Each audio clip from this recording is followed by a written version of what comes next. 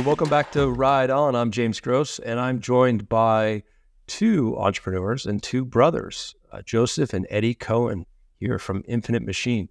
Joseph and Eddie, welcome to the show. Thanks so much for having us. Absolutely. Yeah, glad you're both here. So we have a really exciting piece of announcement from you two here shortly.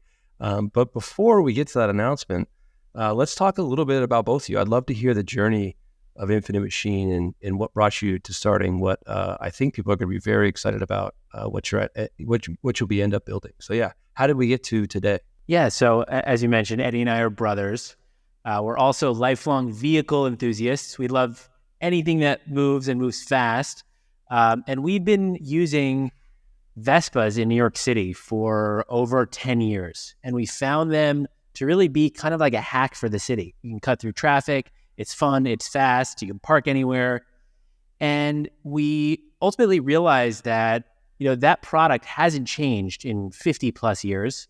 And the people who are, exploring new drivetrains, electric drivetrains, they're not really innovating on the format very much. We weren't able to find anything that was very inspiring. And so, one day a few years ago, just totally as a passion project, Eddie and I sat down, we were looking at the past year, and we were looking at the year ahead, and we said, you know what? Let's work on a moped of the future. Let's work on what could we do if we rethought what a Vespa looks like using modern technology, using modern design, using an electric drivetrain, and how could we build the perfect vehicle for a city, for getting around, for exploring, for living your life, for going to work, for having fun, and build something ultimately that we wanted to use every single day, the most valuable and enjoyable tool in our lives.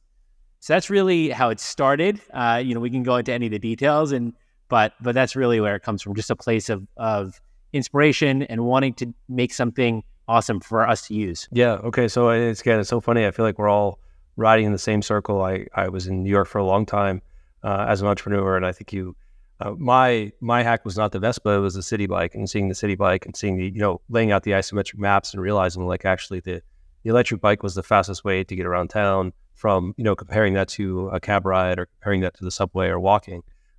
In fact, the Vespa is even faster than the electric bike. So you guys were better hackers than me in that sense. Eddie, anything to add on your end? Anything that Joe didn't mention that you want to get in there? We came into this project not as vehicle designers, not as electric vehicle technologists or engineers, but as product designers. And we really thought from the ground up, how can we make the best possible product for navigating New York City? And so we took all of our insights from riding for over 10 years and put it into this product.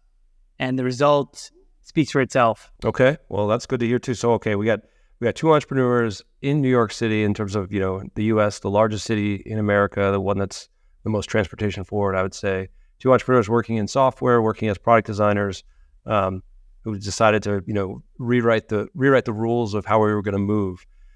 So I think, let's talk about what you built and what we are actually announcing today and we'll have launched as of today. So we're very excited to be on the Micromobility podcast today because we're launching our first product, P1. And we've been working on this for over 3 years. It's the result of years of design, research, engineering. Right behind us, that is P1. It's going live today for sale on our website, infinitemachine.co. And we're super, super excited to share it with the world. Yeah, it is a culmination of all of our insight into this category. So it's fast. It uses a 6 kilowatt motor powered by two removable 72 volt, 30 amp batteries. So it goes up to 55 miles an hour. There's this funny effect that whenever somebody rides it, they have this shit-eating grin. That is really hard to describe. Like, you need to try this thing. It's super smart. So it's connected to an app. We have GPS, theft prevention, software over-the-air updates. Useful. So it has a modular system. We're able to put different accessories on it, whether it's a speaker module, cargo, really whatever folks can dream of. We're open sourcing the design. And we think it's beautiful. We took inspiration from automotive, from companies like Porsche, and really tried to make the most beautiful two-wheel vehicle ever made. Yeah, like for us, vehicles have always been about self-expression. You know, when you think about automotive and cars, people buy cars because they make them feel a certain way. You know, it's not because it has a 6-cylinder engine or whatever. And what we found in the electric space and the PEV space is that conversation is missing. The conversation isn't often about, you know, what makes you feel something. How do you really move someone? And the way that you move someone is by making something that inspires you, something that when you look at it in the morning, you're just excited. You're excited to use, you're excited to, you know, bring it home. And so we've considered every single line on this vehicle, every detail about it is considered. And ultimately, we wanted something that was like a moving sculpture. You know, we took inspiration not just from automotive, but also from artists like Donald Judd and other people who've explored form in interesting ways. So we took a lot of inspiration from outside of the category. And one of the really exciting things about electric drivetrains, they're a lot simpler and it allows you a lot more space in designing something novel, right? You can package a vehicle in a different way with automotive, with the latest automotive technologies. And so that's what we've done. But, you know, it's not just how it looks. It's not just the design of the vehicle. It's super fast off the line. It's just a joy to use. You get on it and you can't help but smile. When you're riding it, we've got 2 modes. So there's like eco mode and there's performance mode, which is full speed. But then we have a button on the vehicle. It's called Turbo Boost. And while you're riding, you hit this button and it gives you a huge thrust of power. And it's just amazing. And outside of, you know, the speed, like Eddie said, it's got CarPlay for the first time on a 2-wheeler. It's got a connected app. So it just feels like your phone. And finally, it's practical. So it's beautiful, fast, smart, and practical. It's got a modular storage system where you can attach, you know, anything from a speaker to a cargo module to, you know, you name it. And there's storage throughout the vehicle, under the seat, in front of your legs. So we really wanted to build something that was kind of like a car replacement if you lived in an urban environment. This is a tool. It's not, you know, a toy. And what we saw in this category was a lot of toys, frankly. And we wanted to make something that was really a tool for you in the city. I think it's genetically impossible, but I would love to see you two have a child because the way you speak about the P1 feels like, you know, the most amazing kid ever. So I hear the pride coming out, and it's really good to hear from both of you and how you explain it. I had the opportunity actually to be with Eddie weeks ago in at your HQ in Brooklyn. Where in Brooklyn is it again? Sorry, we're in Red Hook. Red so Hook, it's kind of the coast here. Yeah, it's just a beautiful little setting next to a nice little cafe. Out in the distance, you see the Statue of Liberty, right? It just has this feeling of like where a beautiful vehicle would be made, beautiful American vehicle. So you guys are doing it really right. And as you say, as many of the things that both of you described, the joy, the feeling of riding it, the speed is definitely noticeable. I mean, you definitely have a real motor there, and the acceleration, and even as you're going around Red Hook, and the ability for the vehicle to turn heads, it looks different, it feels distinct. I think those are all nice qualities that you guys have really nailed. Going back to maybe where you started with your dream, if you were to name one quality about the vehicle that differentiates it from a Vespa, like what would that be? What do you give? What if you had to name one thing that you improved on from the Vespa, which of course is a beautiful classic vehicle? Like what do you think you've really nailed that for all the Vespa riders out there? They'll never have experienced this before. Yeah, I think the way that Eddie and I and the team approach product design is holistic. So I don't know if there's one specific feature, but the way I think about it, and this is definitely to toot our own horn, it's like comparing an iPhone to, a Samsung Q, right? Like there's not one thing about the iPhone that makes it special. It's the package, it's the interface, it's the industrial design, it's the performance, it's all that. So I think for us, we've considered things around these 4 tentpoles: beauty, performance, intelligence, and then modularity and utility. And we really wanted to flex on each of those things, and the culmination of it, I don't know, it makes you light up. I think when we really started the project, it was because, at the time my Vespa had been stolen. I went out to the market to see what was out there in terms of electric vehicles and was completely uninspired. And so I ended up buying another gas Vespa. And, when we started working on it, the goal was we want to make something that we'll proudly like replace our Vespa with. And I can tell you that as soon as we finished the prototype, I was just like drooling at the mouth to be able to use it as my daily rider. It's better in every way. And on Vespa, just curious, given you've ridden them for so long, I've ridden a Vespa, I don't own one. I will say, as an outside observer, they have seemed very slow to the drivetrain transition to electric. Do you have any insights as to why I've never interviewed anyone from Vespa before, but why is it moving so slowly? Why are the electric options so limited in their lineup? I think part of it comes down to the business model. In a similar fashion to ICE cars, they make a lot of money on the servicing. And with electric vehicles, you really minimize the amount of servicing that the vehicle needs. And so it's actually an existential threat to the dealer business model. Okay, this is interesting, right? As maybe though, this is a very good way to potentially wedge against them, right? They're doing something that is frankly unsustainable, but being beholden to it, and so therefore not wanting to transition to experiencing the P1 a much smoother ride. It's a classic innovator's dilemma where this is the thing they've been doing. They're the incumbent, and they're more likely to do it, even if they have the intention to, usher in an electric future. It's just very systemic. I mean, the way I think about it also is, if you didn't have Tesla in the car space, I think that the legacy automotive companies would have been much slower to transition because their incentives are such that they should stick with it. And I think that is true in our category. Like, there is no one that's really challenged Vespa. Why do you think that is, Joe? Just curious. It's a natural extension. It's naturally a fleet that would get electrified very quickly. Why has no one challenged Vespa sooner or in a bigger way?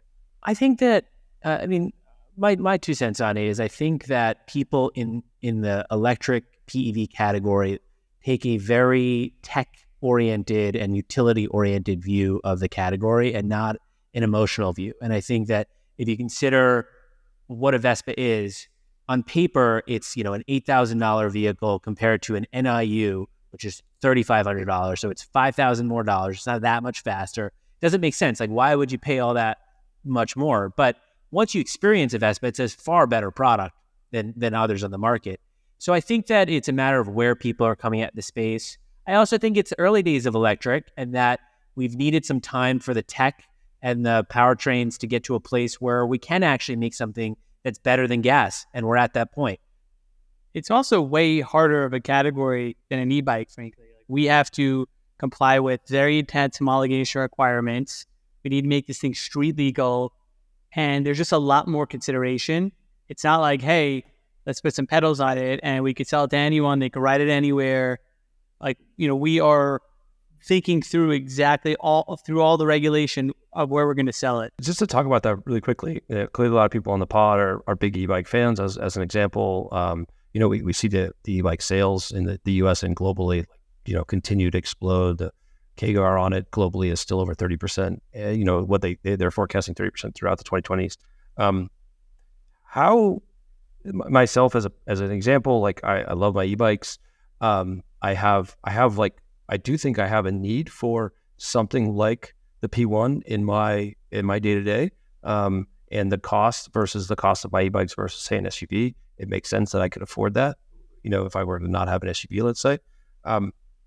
How do you think about going after that market? Sort of the people that were never bicyclists per se, but ride e-bikes, understand that most trips are short trips and are starting to eat away at those short trips with an e-bike. How do you go after that market versus the more traditional moped, say Vespa market, which I think are fairly distinct from each other, but both could be your market? Our mission at Infinite Machine is to inspire a post-car future.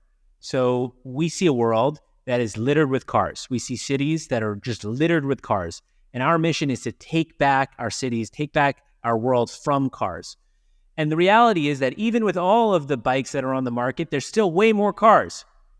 And that's true in New York, and it's true in most American cities, and it's true globally. And we think that ultimately we're living in a car world, and that the beauty of a product like P1 is that it's nimble like an e-bike, but it can hang with cars. You can ride in the car lane. You can park between two cars and leave it on the street for a week. So it's designed for car infrastructure. And we think that's a critical differentiator from an e-bike. So as an e-bike rider, if you are uncomfortable with leaving your vehicle on the street and you live in a third-story walk-up, that is a drag. With P1, you leave the bike on the street, take the batteries out, carry them up to your apartment, no problem. You can keep up with cars. It can go up to 55 miles an hour. You can go over the bridge. You can go in, any car traffic lane. And so you're super stable there. And also the presence that you have in our vehicle is a lot more robust. When you're on it, it feels so much more secure and stable than being on an e-bike. The reality is that you're very exposed on an e-bike, and it's quite dangerous just because of the mass that you don't have. So, I think those are the core things from my perspective. Just to reiterate, it's like in many ways, the two biggest barriers on e-bike adoption, scooter adoption, smaller micro vehicle adoptions is safety and theft, right? So in many ways, what you're saying, if I hear you correctly, is like, in fact, it might be safer to go slightly, to accelerate, where there's places in the U.S., for example, with infrastructure policy where you can have sharrows on 35, 40 mile per hour roads, but if you're on a class 1 e-bike and you can only go 20, the idea that you would share the road with a car is, pretty insane, very dangerous. So the ability to go quicker, of course, keep up with the pace of traffic is safer. I think there's a lot that says that. And then let's just talk really quickly on the theft thing. But what I hear you saying is like, you don't bring your P1 up to your third story walk up. You're leaving it on the street. You feel very confident in that people are not stealing it like they might steal your bike if it's out there. Awesome. In terms of just other ways to think about the P1, we talked, Eddie, you hit there very specifically on the motor specs, but let's go through some specs, pricing, and let's actually talk about availability. You mentioned it, going to the website, but let's talk about what that order process looks like. Totally. So again, it has a 6 kilowatt motor. We're including 2 removable batteries. So we want to sell what we think is the ultimate product, and we don't want folks to, we don't want to shortchange our offering. So we recommend 2 batteries. We're going to sell with 2 batteries. Why is that? Let's go through that really quickly. Why? I understand more range, but why specifically? Because the battery ultimately is responsible for the power. And so if we only have 1 battery connected to it, just the acceleration, the top speed, it's going to be throttled. And we feel that it's important for the vehicle to be able to move and accelerate off the line in a specific speed and acceleration curve. That's only possible with 2 batteries together. And the batteries that we're using, each one is a 72 volt, so it's high voltage, and it's a 30 amp hour battery. So it's a total of about 4.5 kilowatt hours of battery, which gives you not only the power that we want, getting up to highway speeds, but also about 60 miles of range in the city. Now, the reason why it's not one giant battery is because that would be too heavy to carry. And so the critical hard requirement in the design process was, if you do live, as I did at the time, in a 4th story walk-up, you should be able to bring the battery up to your apartment and plug it into a normal outlet. What we found is when we did a 1 mega battery, is just too heavy. So we split it up into 2. And then to Eddie's point, this is a premium experience. We're not offering a lower end variant. There's one product that's available, and the best experience possible is having 2 batteries. In the fullness of time, you'll actually be able to connect 2 additional batteries to it, so you'll be able to run 4 in parallel. It's insane. It would go so fast and go for so long. But what we think as the sort of minimum spec is 2 batteries. It's going to give you the power and the range that you want, and that we're setting the tone at that for it. There are other products in the category that will ship with like a very low power system, and we're not interested in doing that. What do you say to the, again, we'll see it at Micromobility America, which you guys will be there for, like where, the Laura Kavanaugh, the head of the FDNY, is saying basically don't do your best not to store batteries inside in your house. You've got 2 batteries here.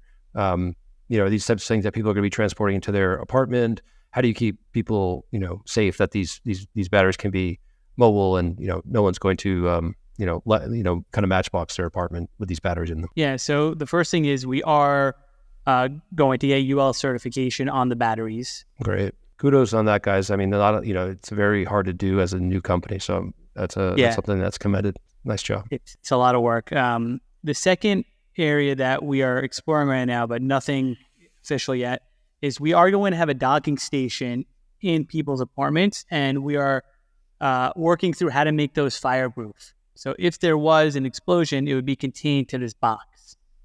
A lot of the fires that we're seeing in New York City, these are non-UL certified, often hacked batteries that are not very high quality. It's a different ballgame, and we're making a product it's going to be like charging your computer in that way. That's how we see it. Nope. You guys, UL certification is great. I did not know you were already doing that. It's great to hear. For customers that have a garage and want to park the vehicle in a garage, there's also a simple plug you can just plug into the vehicle. You don't need to remove the battery, so you have both options. Great. Okay, let's continue on specs. We got a motor and batteries. What else are we looking at? So we have a CarPlay screen, which is really sick. And it's wireless CarPlay. It's got a speaker, so it's great. It's great. Yeah, a lot of people just don't even know that. Yeah, I remember, Eddie, when we were riding around, someone saw the CarPlay screen, I feel like, and they're like, how does that work? But so you have a lot of people haven't seen of course, wireless CarPlay and how that works. So that's quite slick. And that was one of those things where it's like, duh, like, you get in a car these days and it doesn't have CarPlay and you're like, this sucks. So why should it be any different for a two-wheeler? And the alternative is folks are mounting their phones on their mirror stem, which is dangerous. So dangerous and distracting. The UI is not designed for while you're riding. And the thing with it is, like, back to the earlier conversation about like e-bike versus our form factor, you're not going to put a CarPlay unit on an e-bike. It's not the right form factor. It's too big. But that's the kind of thing we can do in our category. Yeah. Although, I don't know, maybe we need to put pressure on the e-bike makers. I mean, your vehicle is not that big, right? Like, why? I'm sure they'll watch this CarPlay could work and maybe be inspired.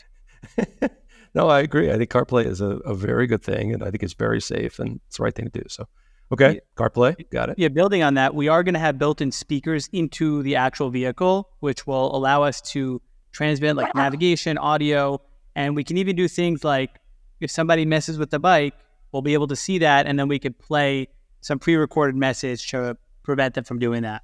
Gotcha.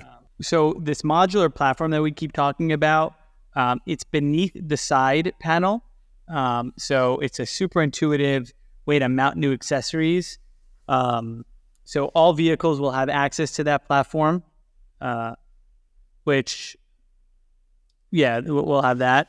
In terms of price and availability, so the MSRP is $10,000, and we are opening it up for deposits on today. And we are going to have two deposit options. So one is standard delivery, ships within 12 to 18 months.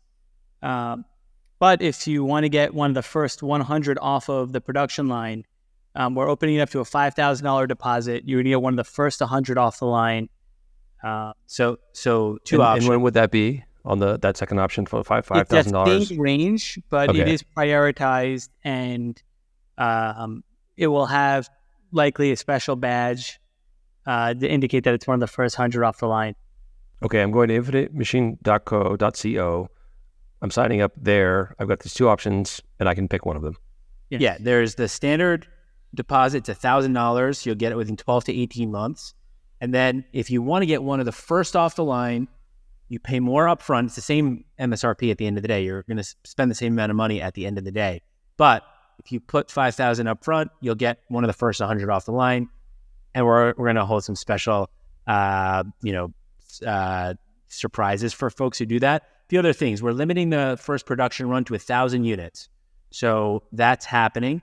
It will be open for 10 days, that production run. So we're taking orders for 10 days against that 1,000 units. And then we're going to close the batch, and we'll probably reopen a new one, but we don't know exactly when that's going to happen. So there is a finite window of time to order it.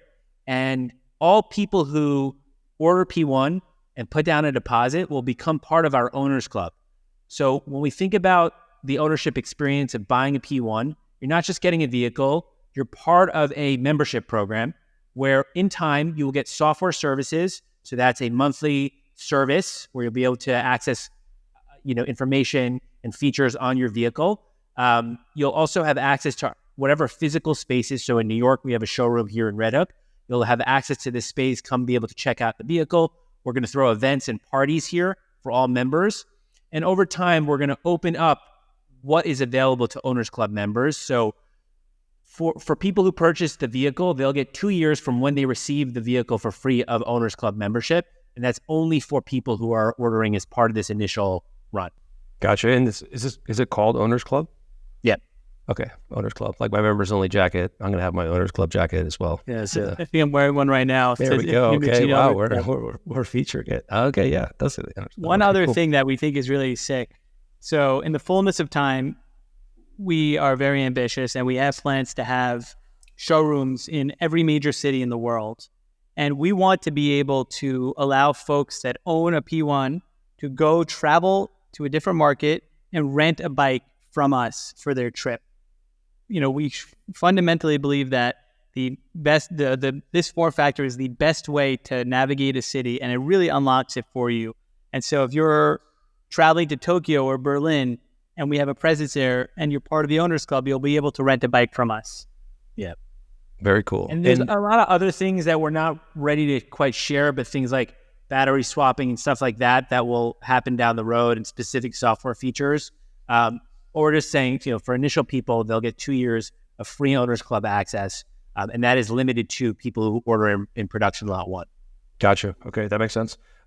In terms of like the look, the aesthetic, of course, of the P1 is, it's eye-catching, as we mentioned. It's something that you would see with P2, P3, like how, that's aesthetic of the vehicle. Again, it makes a statement. Do you imagine staying with that aesthetic and that look and feel? Could you imagine more colors coming into play? Just curious what your thoughts are there in, which again, maybe that appeals to a slightly different person, different colors. But yeah, just curious where you're going there. So first off, P1's actually available in 2 colors. It's available in the silver that you see here, but it's also going to be available in an all black version, which looks amazing. See it on the website. But yeah, it has a very defined and brutalist industrial design. In general, we see a design language emerging, and we expect that our products will feel of a piece. However, we like color, we like other materials, and we will use all kinds of things over time. And we're very interested in experimenting with different materials, things that have never been used on vehicles before. For example, this vehicle is anodized. That's not something that, scooters have ever had. You normally have sort of injection molded plastic or auto body paint, but you don't have an anodizing process that gives it an extra strong coating. So that's number one. But in the fullness of time, the Infinite Machine mission, like I said, is to inspire a post-car future, which means that we're going to make all kinds of non-cars. Anything that isn't a car that can help you in an urban environment, in nature, whatever it is, to get you from point A to point B in an inspiring, fast, and practical way, we want to do. So we're going to make all kinds of vehicles in all of these categories and really invent new form factors that are only possible with the latest technology. And those will have aesthetics that make sense for those use cases. So if something's a bit more minimal, it's not going to have the same presence, obviously, but everything will feel of a whole. And we do have a strong sort of industrial design orientation, and that will be, one thing that's consistent throughout. Amazing. Okay, final question. I know I'm great fortune that we got a chance to talk to you on your launch day. It's awesome to have both the founders. Thanks for having us. Absolutely. But you also have some other people looking over your vehicle and reviewing it. Can you share that with the audience, who you got to do the launch with and how you made that happen? I think there's a lot of entrepreneurs on this that listening in or watching that would love to understand how you made that all happen. Yeah, so we are really blessed that Marquez Brownley has reviewed the vehicle on his autofocus channel, and we got lucky. He loved the vehicle.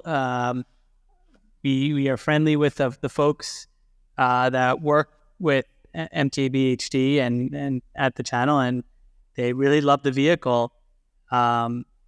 And we are so grateful, so lucky, and we're so excited that an enormous amount of people are able to see this that wouldn't be able to otherwise. And Yeah, I think the thing for us is, if there's one takeaway I have about it, is we made something that we really want, first and foremost. Like, that has been the overriding design principle for every aspect of this vehicle and the brand.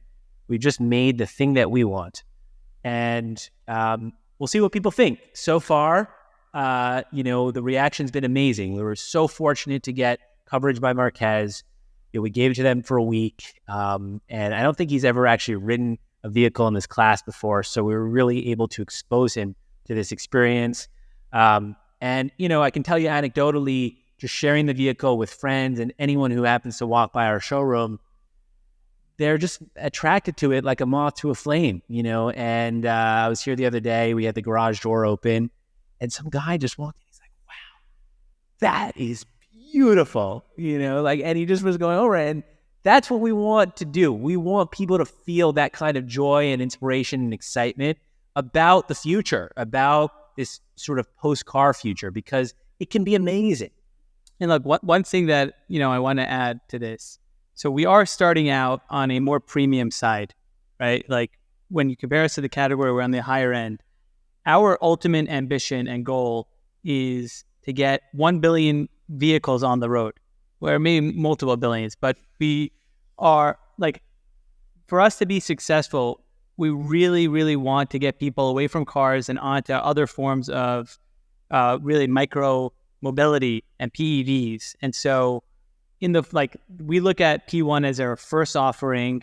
It's for us to introduce what we think is the best, to develop the competency of manufacturing, which is extremely difficult, and then to take those learnings and to go downstream to make more vehicles at a potentially a lower price, but with that same quality, and really follow the Tesla playbook of, like, start super high end and then take that same quality, the same brand ethos, and really focus and scale. Yeah, and the thing I think I'll add to that, I think the company that we're most inspired by in this way is Apple, because Apple makes a premium product for everyone, and that's the goal, right? It's like, there are billions of iPhones out there. Every iPhone is great. So we're never going to make a product that isn't great. We're never going to make a product that we're not proud of. But we, in the fullness of time, want to make products for everyone. We want to improve how we get around the world in every way. And that's really our mission and what we're here to do. And that's going to include, increasing access and making these things really democratic. Yep. Okay. So just to conclude here, one, you guys got Marquez, which is such a goat in the review space, and it's so cool that you got him to review something smaller than a Ford Lightning. So kudos to that, and to Marquez, it's great. I hope you start to review more micro vehicles. That would be really good for the category, because he does have tremendous reach. You guys got to get Casey Neistat next, who actually is a big micro mobility advocate. So I'm sure he would love to take your ride around. But then also, just to summarize what we have here, so launching today, Infinite Machine with their P1, dual battery, amazing motor. It's quick. It's going to move you. I've been on it. It's fun. It's perfect for an urban environment. Prices at $10,000. Pre-orders are available today. First 200 or first 100 are in the Owners Club. No, everyone's in the Owners Club. Sorry. Every one of the first 1,000 are in the Owners Club. But people who buy one of the first 100 units, which requires a $5,000 upfront deposit, will get the first ones off the line. Gotcha. Awesome. Thank you for that clarification, Joe. And most importantly, again, like they've been here on today, it's available right now. So go check it out. So with that, Joseph and Eddie, thank you so much for your time. Congratulations on what you built to date. And I'm excited for the billions of P1s and other Infinite Machine vehicles that will one day be in the world. And James, thank you for everything you do, giving a platform to companies like us and other companies to really usher in this post-car future. You got it, man. We're stoked. Yeah. We'll see you next week at Micromobility America. So folks that are in the Bay Area, you can see P1 in person on the 19th and 20th in the Bay Area. Absolutely, guys. So next week, 19th to 20th, they'll be on stage, of course, announcing this as part of their launch, and of course you'll be able to ride the vehicle all around the Bay Area, which will be a lot of fun. Good point, Eddie. Thank you. All right, guys. All right. Have a good one. See you. Thanks, James.